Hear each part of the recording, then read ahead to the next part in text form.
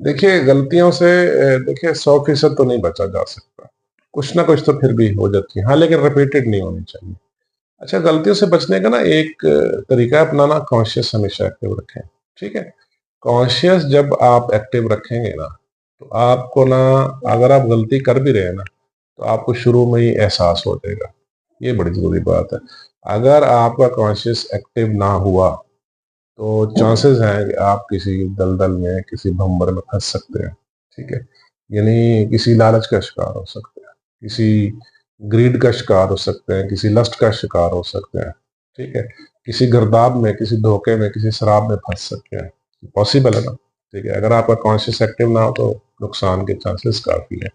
ये बहुत अपने कॉन्शियस ज़रूर एक्टिव रखना, अदरवाइज़ ना किसी बड़ी मुसीबत में फँस जाएँ। फिर आपको ना बड़ी देर बाद एहसास होगा, यार ये मैं किधर फँस गया हूँ, ठीक है? ये मुझे पहले क्यों नहीं पता चला, ठीक है?